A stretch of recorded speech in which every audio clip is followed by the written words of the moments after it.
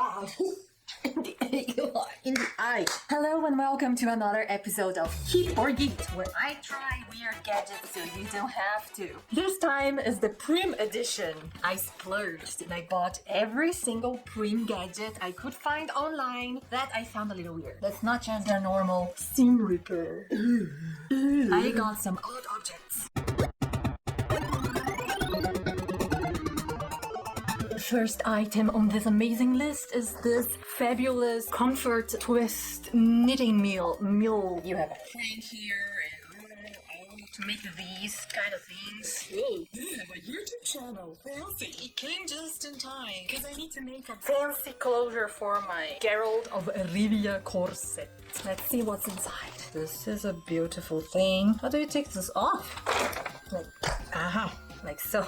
Okay, let's fixate this on the table. Here it is on the table. Beautiful. Of course, I'm not gonna use the yarn you're supposed to use. I am using waxed thread.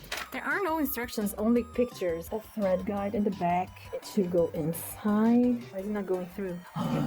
Things that need to be threaded in a weird way are my nemesis. This is not the right way to go about this. Well, it's not really staying. I'm trying to make it as snug as it can go. Let's start again. All are open. This is complicated. This is the first one. This is the second. Then I will turn it like so. The second is free, and then the third will catch. Oh yes, look, it's weaving. Sometimes, kind of working. The first one is here. This needs to be behind number 2, catch number 3, behind number 4, and then it will happen. Oh, this is so exciting. This is what is coming out of her side. This is so exciting. I am such a child sometimes. I get excited by the smallest things, like equipment that does what it's supposed to do. So surprising. Now I can put this here, and the thread keeps escaping the guide on the back, so just keep my finger here.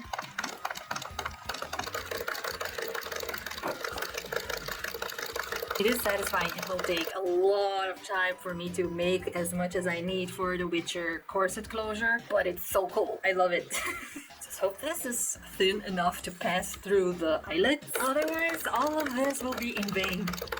How much time will I do this before I motorize this? It's really annoying me that it's not staying in place. I try to do this with one hand only because first the thread keeps escaping. The thread guide. Yeah, that is not staying. I discovered that holding the thread with my right hand and twisting it with my left keeps the thread in the guide. I've been twisting this crank for, I don't know, 5 minutes and I'm fed up. I will try to speed things up a little bit.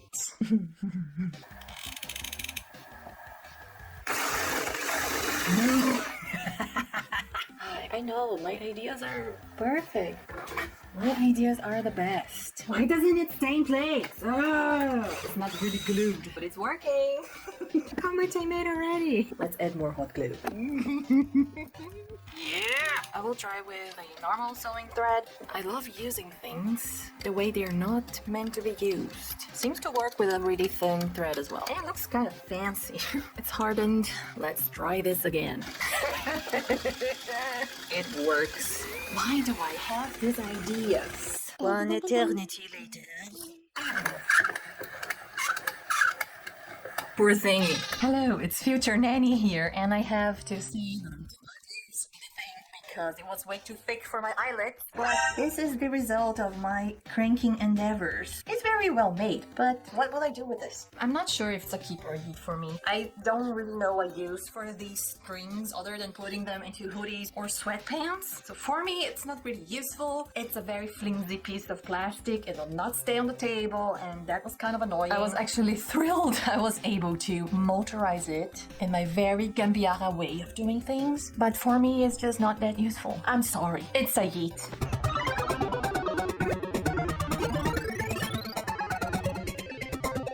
The next gadget is this amazing herb pincushion. I found it to be very interesting and pink. When I was a child, wrist slapping things, watches, or just the wristband were totally in until they were kind of forbidden because some stupid child managed to get hurt with it. Ah, look how fancy! It's kind of tight. It will not be flopping around. Let's put some pins and wear this.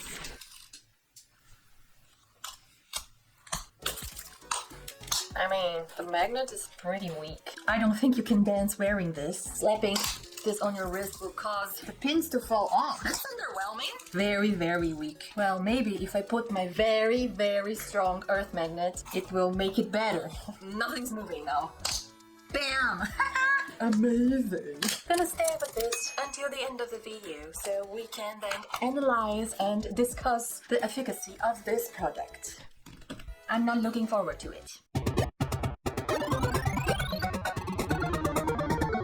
The next gadget is this beautiful ruler holder that consists of a piece of plastic and some sucking things so you can hold your ruler. For example, my very cheap tailor rules that are very falling apart due to years of abuse. But I think this is for people that have trouble finding stuff, as I do most of the time. So just slam it on there and I think I hit the hole. Hey, that's what she said. So you can move your ruler up and down, whee, and be a master of the ruler. I mean, it's kind of nice. It does what it's supposed to do, and considering that this is a very flimsy ruler, I'm actually very surprised that it's holding in place even though I'm shaking it so much. It's kind of cool. I don't know, I have the problem. I lose everything. And once it's on the table, you have to keep doing this. See? And sometimes it can catch it. I'm not faking this. This is me trying to catch a ruler on the table. This is very helpful. I will leave this here on the back, attached to the ruler to see if it will eventually come off. 12 hours later. Hello, it's tomorrow and look what happened. Nice. I don't know what I was expecting, to be honest. Well, it fell down, so expect to lose it at some point if it's not gonna be stuck to the thing it's supposed to be stuck. But is it worth the money? I don't know. I really don't know. For me, it is a cautious keep, a very cautious keep.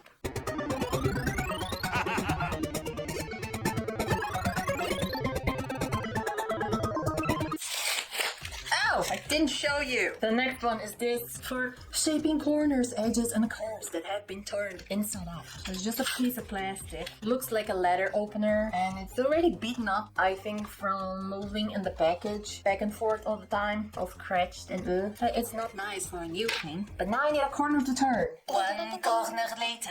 Outer corners, inner corner, and a curve. Cut the axis from the corners, otherwise, no matter what type of corner I am trying to make, it will not work.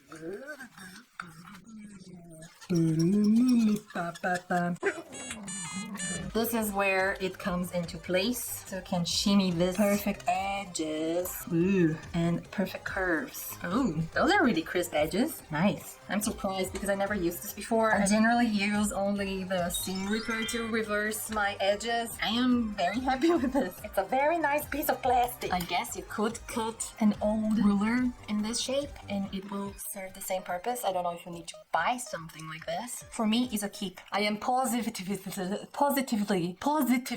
surprised by this.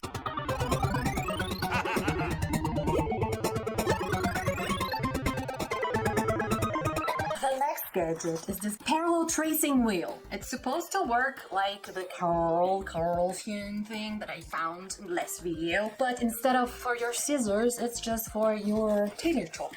Beautiful chalk powder thingy. I used this a lot for knit fabric, but not as much for woven. Oh my god, you have to remove the tip. How do you open this? Like so. Oh my god. Oh my god. I'm scared. Remove this thing, and then it goes back to the holder thingy. So now you have a gauge for your perfect tailor's chalk. 1.5 centimeters, 2.5 centimeters, and 4 centimeters seam allowance. 4 centimeters seam allowance? Wow, who does that? A curve and some corners. Let's put this here and use one of our beautifully magnetized jumping pins. And I'll start with the smallest seam allowance. I am a small seam allowance person. 1.5. Goes here. This is why I don't like this powder thing. It never comes off the way it's supposed to. There are these holes here so you can snip the gauge. On the first one, it stays in. And 2.5 centimeters, it doesn't seem to stay in place. It might move. Is this a keep or a yeet? I'm sad to say for me, it's a yeet. I don't like this. I don't use it. I actually prefer the gauge for the roller cutter that I reviewed last time. That one really helps. But this here is like, oh, I have to trace the pattern, then I have to trace the seam elements, and then I have to cut it, and oh no, do it all at once. Seriously, would you keep this? Talking about keeping, I bought 2 of those by mistake. It's too late for me to return it, so if one of you wants to inherit this magical gadget, let me know in the comments below and I will make a giveaway. I will send this to you for free.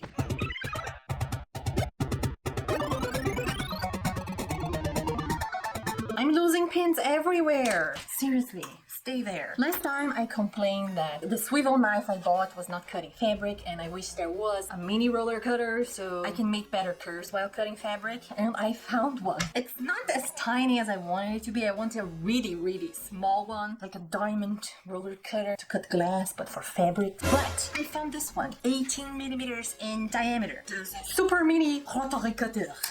Trash. It looks like a normal rotary cutter, but it fits in my hand completely. It's so tiny. It's amazing.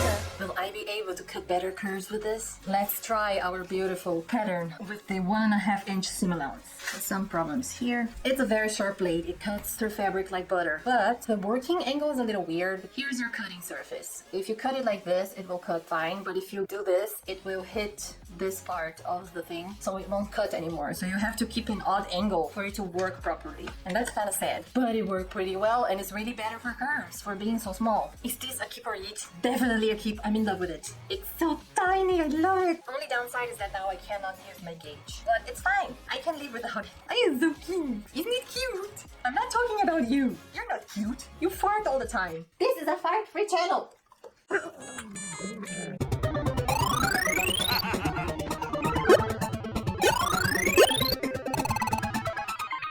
Thread cutter. I don't know why I need this, because I have these that I carry around with me everywhere I go. I think this is kind of obsolete. It's much smaller than the scissors and also very thin. I think it's easier to carry around, and you have a Leonard.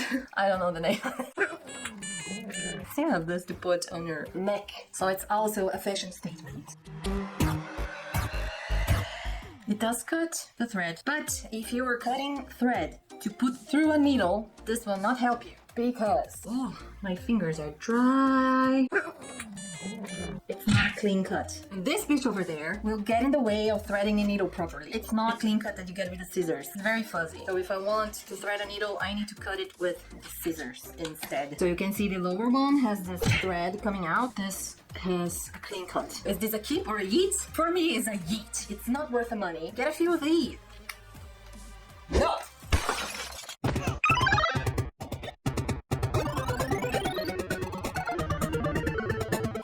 One is not necessarily a gadget, but it is something that's supposed to repair fabrics. It's a textile repair powder. Position pegs, cover with damp cloth, and press until the cloth is dry. So I don't understand. Your instructions are unclear. It's a thermoplastic. It comes on this thing. It's a loose powder. Are there more instructions? Only languages I don't speak is the problems. Let's pretend we have a cut here. Oh no! There is a hole in my fabric. I have to cut a stencil a little bit bigger than the size of my hole. Oh, that's a lot bigger than the size of my hole. That's fine. Hey, that's what she said. Wait, let me do this.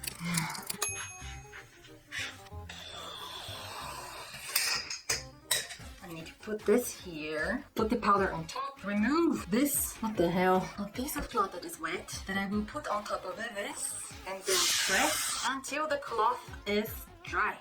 Oh, the smell just hit me. Ugh, it's an acid smell. I'm very concerned when it says something plastic inside of something I'm using to melt or heat. because it's always cancerous. Actually, it glues the patch to the fabric. This is when it's dry. It's very stuck. Try to rip it off. I find this to be very dubious. Is it a keep or a eat? I'll let you decide. Let me know in the comments how you feel about this. I feel very skeptical due to the fact that it's plastic that I am melting because fumes, bad, lungs, asthma, cancer, death. But again, I'm a weird person. So much powder left. Like, what do I do with this powder now? I was ready to wrap up for the day, but I forgot about this. It has been on my it has been on my wrist for 2 hours. Definitely it leaves a mark and it's kind of sweaty because this is silicone. Wrist is not really breathing. And because it's a slap thing, you're not really able to change the size to be a little bit bigger so it will fit your arm better. It will be snug. And this stupid little magnet is just ridiculously bad. For the price I paid for this, I would buy a set of 15 of these super magnets and I will make myself a wristband if that's the case. Because the last thing you want is for your pins to fly away when you are slapping this on your wrist. They don't move anymore, not losing any pins. This hurts. It's a literal slap on the wrist. Is it a keep or a yeet? It's surprisingly a yeet. It doesn't hold the pins as they are supposed to. They hurt my arm when I try to put them on and they leave this awful looking mark on my wrist. This is abuse. I don't like being abused by my gadget. Great idea, terrible execution.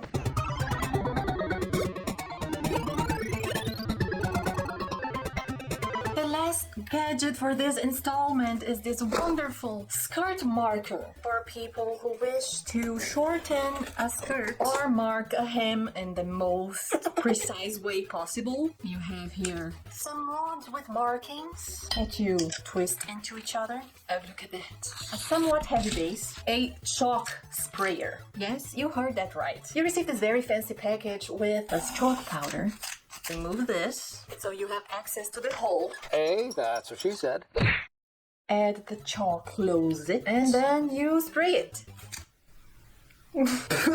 Aside from giving you lung cancer, if you are a chunky person like I am, if you cut just a hem straight, the back will probably be shorter than the front because your ass will just hold the fabric further away from your body. I don't have that with all of the skirts I own or so, but sometimes the skirt is indeed shorter in the back than it is in the front, although front and back panels are the same length. This is supposed to help you with that. So let's go over there and test it. Let me see if I can get something with a darker fabric.